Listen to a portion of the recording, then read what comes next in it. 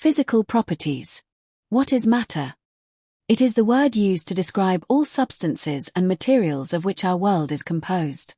The definition is: matter is everything that has mass and occupies space.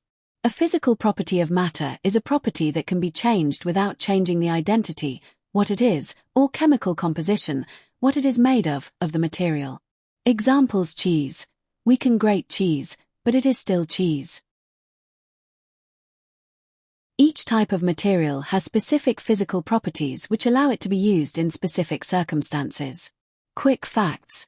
We can experience this example of the physical changes of cheese with our senses of sight and touch. Examples: wood, an insulator, can be used for pot handles to prevent us from getting burned when handling a hot pan. Plastic is waterproof and can therefore be used in the manufacturing of raincoats and umbrellas. Metals are ductile and conduct electricity. Copper is a metal that can be drawn into long wires, and it is a good conductor of electricity. Copper can therefore be used in electricity cables. Steel is strong and it does not rust easily. It is used in the building industry to reinforce the walls and pillars of skyscrapers. Wood has long fibers which can be pulped to manufacture paper. Material can be recognized by its appearance.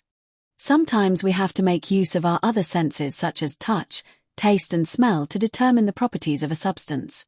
The particles of perfume evaporate easily and can only be recognized by the sense of smell. Oil, Vaseline, and grease do not mix with water and can be recognized by our sense of touch as it feels smooth and slippery. Vinegar and lemon juice are acids and can be recognized by our sense of taste. Quick facts. We can use either word, material or substanc. Knowing the properties of certain materials can help us to identify the correct material for a specific use. Physical properties of materials. Strength, flexibility, boiling and melting points, electrical conductivity, heat conductivity. We will discuss each of these properties.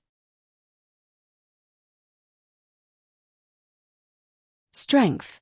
All materials consist of small particles that are held together by bonds of forces. These forces are attraction forces. It can be described as the glue that holds the particles together. The measure of physical force needed to overcome these attraction forces is called the strength of the material. Strength is the ability of a material to withstand an applied stress without failure, before it will break or be crushed. The more force needed to break these forces, the stronger the material and the stronger the forces that keep the particles of the material together. The strength of materials can be investigated experimentally. Practical investigation 3. Strength of materials. Scientists often need to know which materials are strong enough for different jobs. A bridge needs very strong materials, while a shopping bag only needs enough strength to carry groceries. To find out how strong a material is, we can test it by applying force until it tears, breaks, or fails. In this investigation, different materials were tested to see how much strain or force they could withstand before tearing. The aim was to compare the strength of the materials. Some materials could hold a large amount of force before breaking, while others tore very easily. By observing the results, we could identify the strongest and weakest materials. The strength of a material depends on how strongly its particles are held together. The particles in a material attract one another. These attraction forces act like a type of glue that keeps the particles connected. When a force is applied, these attraction forces resist the pull. Materials with stronger attraction forces between their particles are usually stronger and can withstand more force before breaking. The thickness of a material can also affect its strength. A thicker piece of material often withstands more force than a thinner piece of the same material. This is because there is more material available to resist the force being applied. The investigation showed that not all materials have the same strength. Some materials required a great deal of force before they failed, while others failed quickly. By comparing the results, We learned that the strongest material is the one that can withstand the greatest amount of force before tearing or breaking. The weakest material is the one that fails with the least amount of force. Understanding the strength of materials helps us choose the correct material for a specific purpose. Builders need strong materials for buildings and bridges, manufacturers need strong materials for products, and engineers need to know how much force a material can safely withstand. Testing materials allows us to make informed decisions about where and how they should be used. Remember, strength is the ability of a material to withstand an applied force or stress without breaking, tearing, or being crushed. The stronger the attraction forces between the particles, the stronger the material will be. Exercise 11 Discussion. Before answering the questions, remember that this section is about the physical properties of materials. Physical properties help us identify materials and decide what they can be used for. We learned that different materials have different properties such as strength, flexibility, electrical conductivity, heat conductivity, and boiling and melting points. These properties help us choose the correct material for a specific purpose. The first question asks why it is necessary to know the properties of a substance. Think back to the examples we studied. Wood is used for pot handles because it does not conduct heat well, plastic is used for raincoats because it is waterproof, copper is used for electrical wires because it conducts electricity, and steel is used in buildings because it is strong.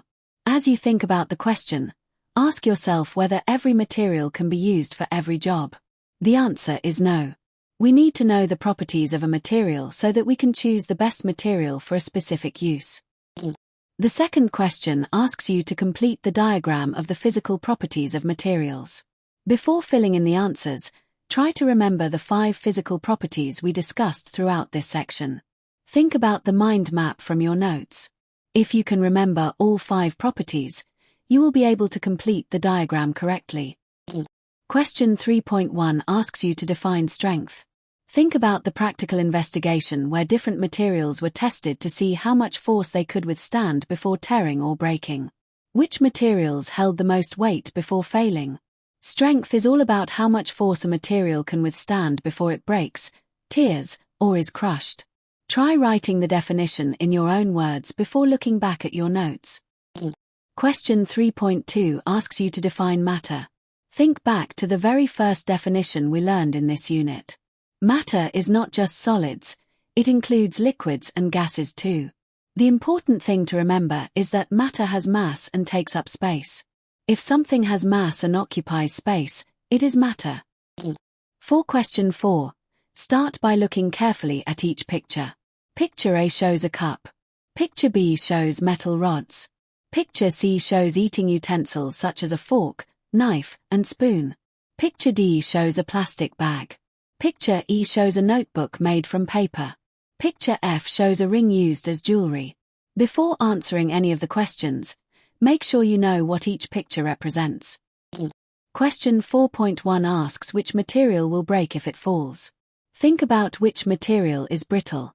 If you drop a cup onto a hard floor, what usually happens? Does it bend, stretch, or crack and break? Use your own experiences to help you decide. Question 4.2 asks which material will tear. Think about materials that can rip when pulled. Which picture shows a material that would tear rather than bend or break? Consider what happens when too much force is applied to a plastic shopping bag. Question 4.3 asks which one can be used as jewelry. Think about the purpose of each item shown in the pictures. Which one is worn as decoration on a person's body? Once you identify it, you will have your answer. Question 4.4 asks which one can be used as a roof. Think about materials used in construction. Roofs need materials that are strong, durable, and able to protect buildings from weather. Look carefully at the pictures and decide which material would best fit this purpose. Question 4.5 asks which one can be used as an eating utensil. Think about what you use every day when eating meals. Which picture shows objects specifically designed for eating food? Question 4.6 asks which one can be used to write on. Consider what material is commonly used in schoolbooks and notebooks. Which picture shows something that provides a surface for writing? Question 4.7 asks which one's metal can be stretched. Remember that metals are often described as ductile. A ductile material can be stretched or drawn into wires without breaking. Think about the metal examples we discussed in class and decide which picture best represents a metal that can be stretched. Finally, question 5 asks you to give a reason for your answer to question 4.1. Do not simply repeat the letter of the picture. Explain why you chose it. Think about the properties of that material. If you selected the cup, explain that it is made of a material that is brittle and can crack or break when dropped. Always try to connect your reason to the physical property of the material. As you work through these questions, focus on understanding why each material is suited to a particular use. This will help you remember the physical properties of materials and apply them to new situations in future activities and tests.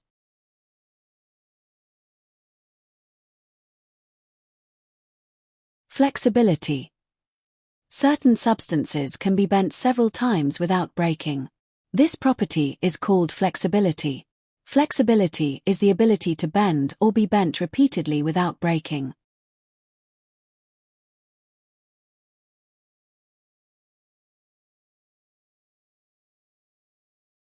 Flexibility of materials.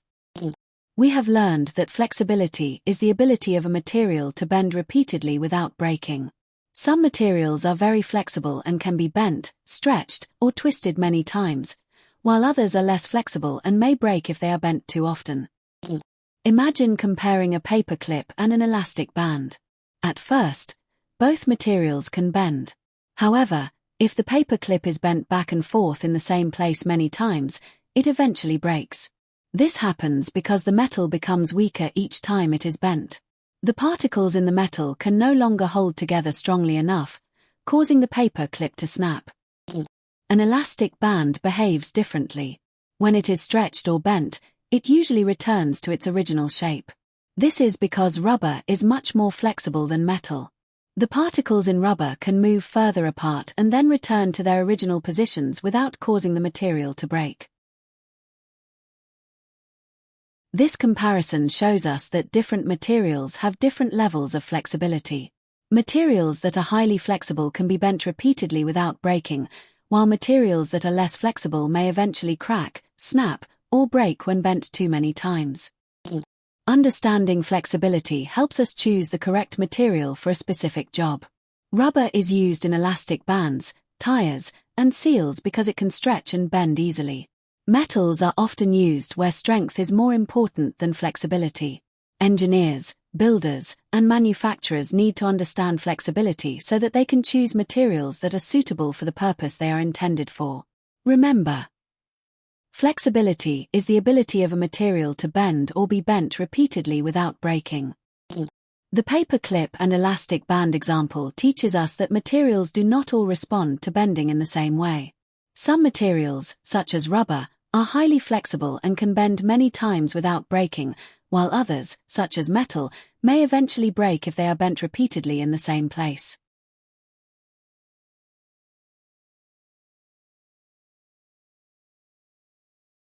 Boiling and melting points. In grade 5 and 6 you learned that there are 3 states, or phases, of matter, namely solids, liquids, and gases. When a substance changes from a solid to a liquid, we say it melts. When a liquid quickly changes to a gas, we say it is boiling. Each substance has its own unique boiling and melting points depending on the strength of the forces between the particles of each substance. The stronger the forces of attraction between the particles of a substance, the higher its melting and boiling points will be. The different states of matter: solid, liquid, gas.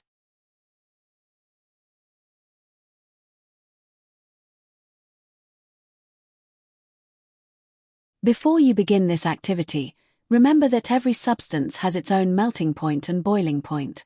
The melting point is the temperature at which a solid changes into a liquid, while the boiling point is the temperature at which a liquid changes into a gas. Different substances have different melting and boiling points because the particles in each substance are held together by different strengths of attraction. The stronger the attraction between the particles, the more heat energy is needed to separate them, and the higher the melting and boiling points will be. When looking at the table, take your time to compare the values carefully. Do not rush to answer the questions. Look for patterns and differences between the substances. Ask yourself which substances require the most heat before they melt or boil, and which require the least. Remember that the highest value in a column represents the highest melting or boiling point, while the lowest value represents the lowest melting or boiling point. The first question asks which substance has the highest melting point. To answer this, look only at the melting point column and compare all the values. Find the largest value in the column. The substance next to that value will be your answer. The second question asks which substance has the lowest boiling point. This time, focus only on the boiling point column. Look for the smallest value. Be careful when comparing negative temperatures, as negative values can be lower than positive values.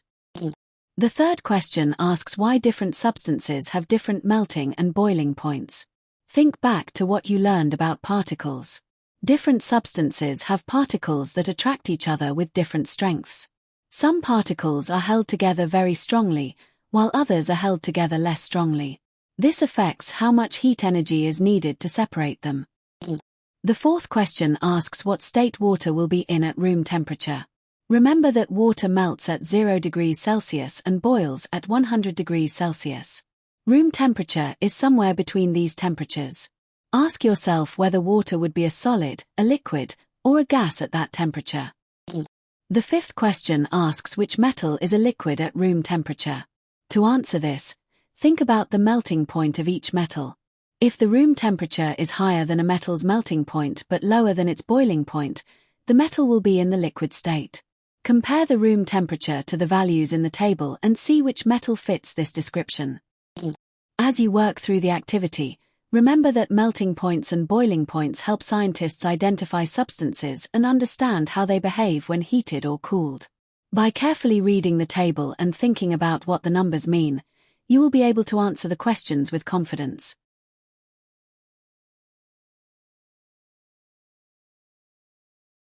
Melting point and boiling point of water. Water can exist in 3 different states: solid, liquid, and gas.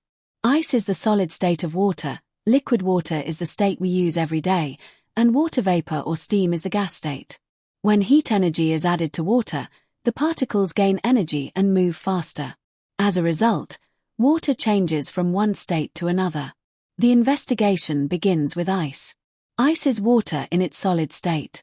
As heat is added, the temperature of the ice rises until it reaches its melting point. The melting point of water is 0 degrees Celsius.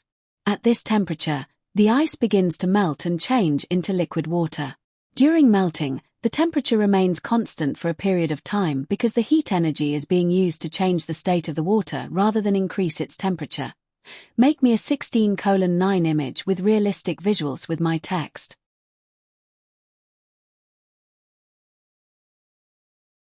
Once all the ice has melted, the liquid water continues to heat up. The temperature of the water rises steadily as more heat energy is added. The particles move faster and spread further apart. Eventually, the water reaches its boiling point. The boiling point of water is 100 degrees Celsius. At this temperature, the liquid water changes into a gas called water vapor or steam. An important observation from this investigation is that the temperature remains constant while a substance is changing state. The temperature stays at the melting point while the ice is melting, and it stays at the boiling point while the water is boiling. This happens because the energy being supplied is used to overcome the forces holding the particles together rather than increasing the temperature. Remember, ice is the solid state of water. Water is the liquid state. Water vapor or steam is the gas state. Water melts at 0 degrees Celsius. Water boils at 100 degrees Celsius. Temperature remains constant while a substance is changing state. Heat energy causes particles to move faster and further apart. Melting and boiling are examples of physical changes because the substance remains water throughout the process.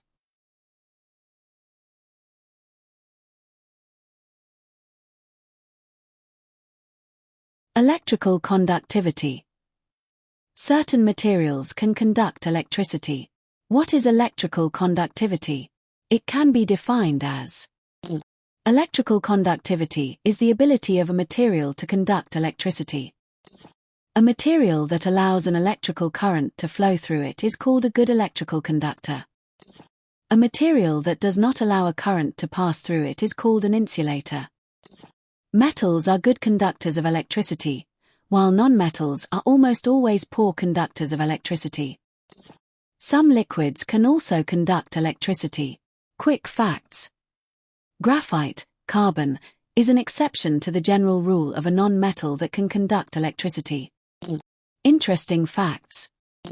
Graphite is dark, grey and shiny. It is used in pencils.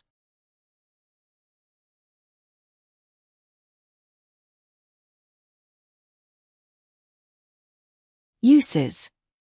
Good conductors of electricity are used in the connecting wires of electrical apparatus. Insulators are used to cover these conducting wires to prevent electric shocks. The electrical conductivity of different materials can be determined by connecting them to a simple electrical circuit.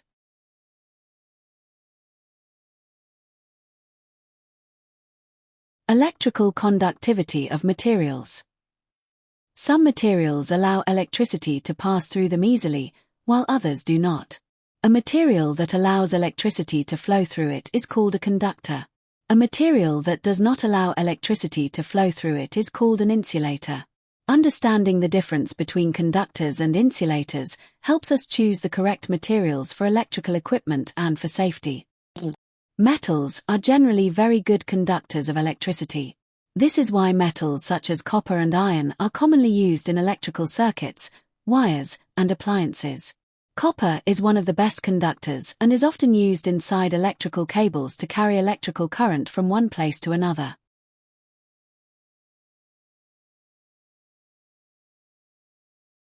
Some non-metals do not conduct electricity and are therefore called insulators.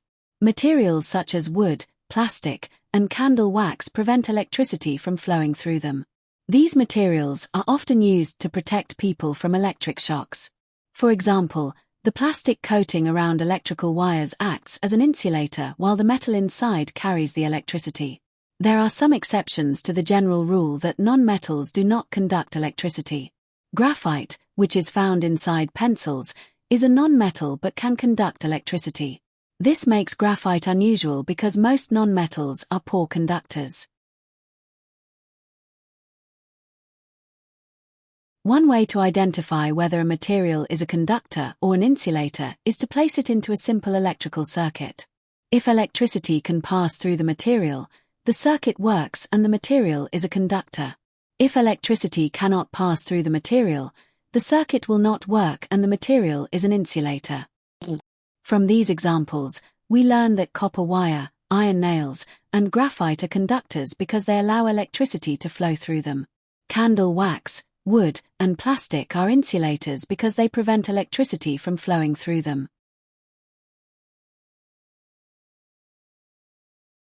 Remember, a conductor allows electricity to flow through it. An insulator does not allow electricity to flow through it. Most metals are good conductors of electricity. Copper is commonly used in electrical wiring. Plastic, wood, and candle wax are insulators. Graphite is a non-metal that can conduct electricity. Insulators help protect people from electric shocks. Conductors and insulators are both important because they help electrical devices work safely and effectively.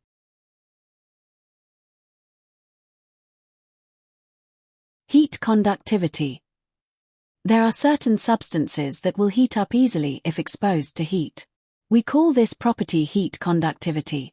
Heat conductivity is the ability of a material to heat up and pass the heat on. Quick facts. Heat is conducted when the heat moves through a specific material fast, from the hot part to the cool parts.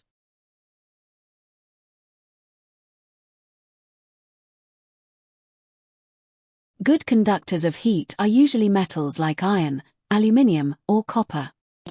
Good conductors of heat are used in the manufacturing of saucepans. It is important for the heat to travel quickly through to the food, to heat or cook it. Materials that do not conduct heat well are also very handy. Thick fleece jackets are poor conductors of heat, also called insulators. It will help keep you warm in cold weather. Other factors. Other factors also influence the choice of a substance for a particular purpose. Some of these factors are color, cost, and texture. Fashion items are colored according to the most fashionable colors of the moment. These items go out of fashion and are replaced. This then contributes to the problem of renewing and recycling. It will not be profitable to use expensive materials to create these fashion items. It will be better to use a less expensive material that will serve the same purpose, but will be cheaper. The texture of a material will also determine what it is used for. For example, it will not be suitable to use very rough material for the making of clothes. Shoes made of paper may look pretty, but are impractical.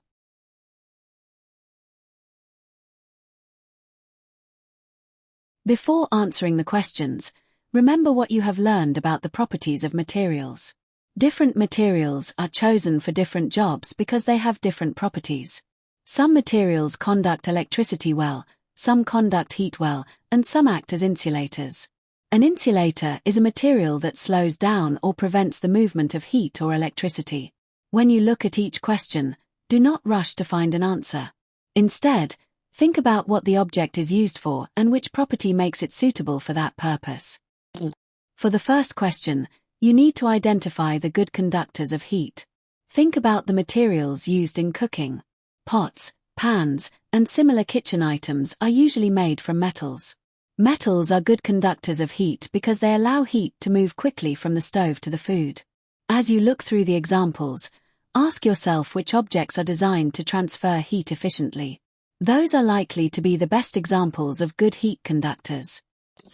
The next question asks about materials that do not conduct heat well. These materials are called insulators. Think about items that are designed to keep heat in or keep heat out. Blankets, gloves, jackets, and similar objects often contain materials that trap heat and prevent it from escaping.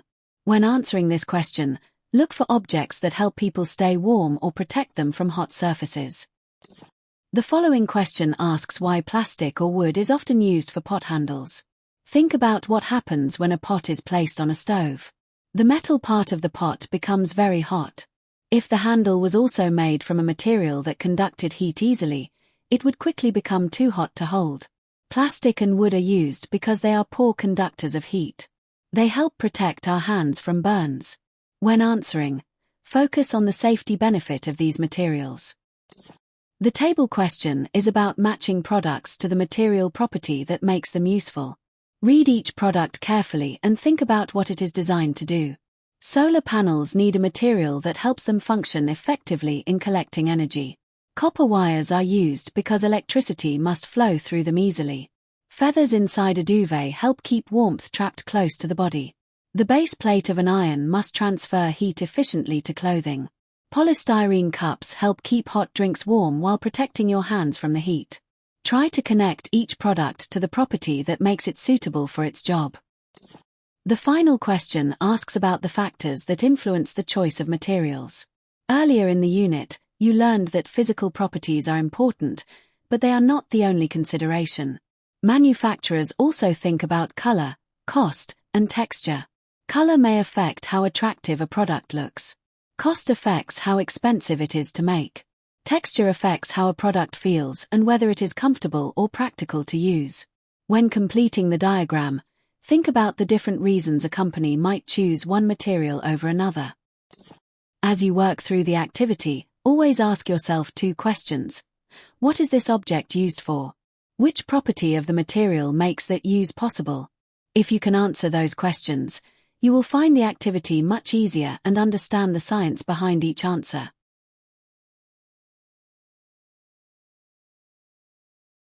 The effect of materials on the environment. Manufacturing of plastic. Plastics are an intrinsic part of our modern lifestyle, as almost everything we have and use has plastic as part of it. At night, people sleep under duvets and blankets that are either filled with or made of different kinds of synthetic fiber, a type of plastic. You brush your teeth with a plastic toothbrush, your school uniform is made of polyester and your shoes made of synthetic rubber. Your backpack is made of different kinds of plastics. Your lunch is packed in a plastic lunchbox bag and the vehicle that transports you to school has synthetic leather seats.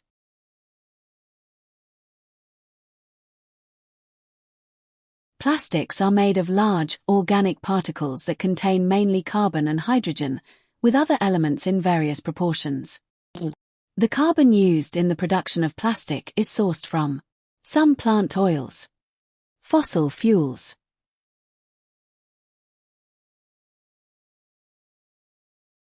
Quick facts. Synthetic means man-made. Quick facts. Organic substances are materials that originate from organisms that are alive, for example, milk, or were once alive and are now dead, for example, wood. Quick facts. Fossil fuels contain stored energy from prehistoric times. It is a non-renewable resource that cannot be replaced once it is depleted. Examples include coal and natural gas. Quick facts. Biodegradable means that a substance can be broken down by bacteria or prolonged exposure to the sun's elements.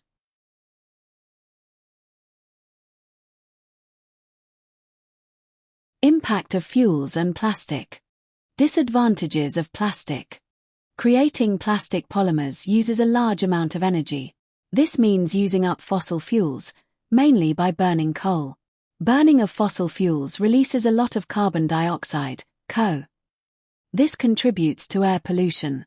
Some plastics, when burnt, release poisonous fumes. This can cause lung diseases like asthma and emphysema in humans and animals. Every year we throw away millions of tons of plastic. Most plastics are not biodegradable. Plastics fill up our landfills.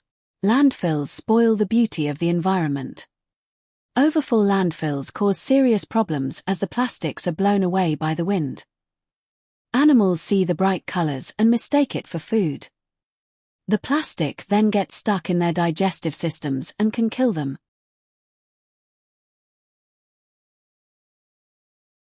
Impact of metals.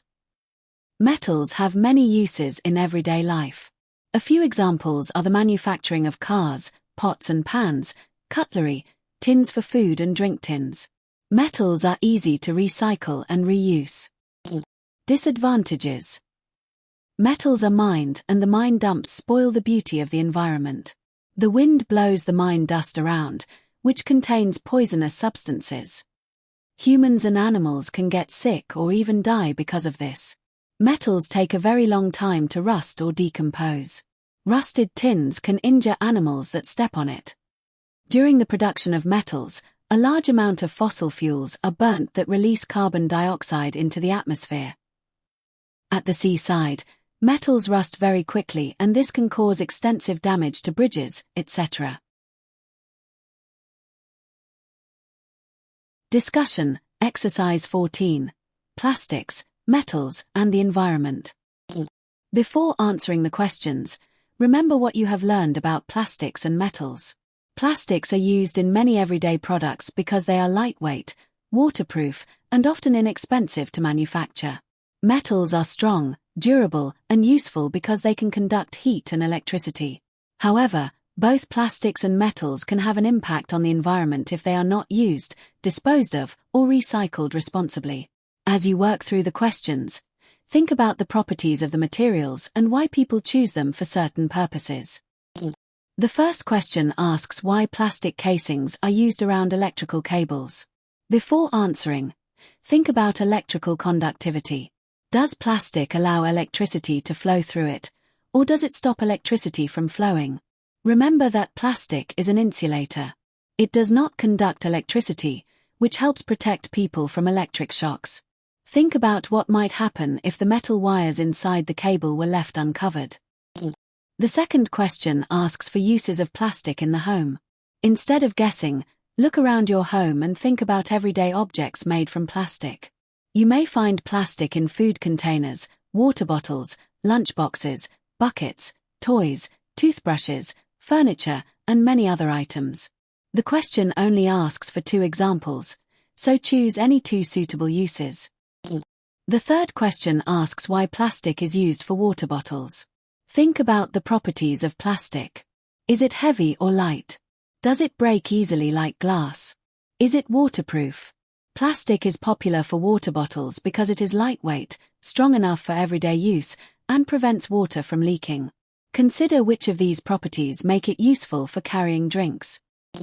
The fourth question asks for negative effects of plastic on the environment. Think back to the lesson on the disadvantages of plastic.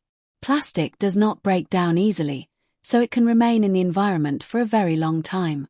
Plastic waste can fill landfills, pollute rivers and oceans, and harm animals that mistake it for food. Burning some plastics can also release harmful gases into the air. Choose 2 effects and explain how they damage the environment. The fifth question asks for an advantage of metals and how it affects everyday life. Think about the many products made from metals. Metals are strong, durable, and often conduct heat or electricity well. For example, metals are used in buildings, vehicles, electrical wiring, cooking pots, and tools. When answering, explain not only the advantage but also how it helps people in their daily lives. For example, if you choose electrical conductivity, explain how it allows electricity to be safely carried through wires to homes and appliances. As you complete the activity, always think about the properties of the material first. Ask yourself what the material is able to do and why people would choose it for a specific purpose. If you understand the properties, the answers become much easier to find.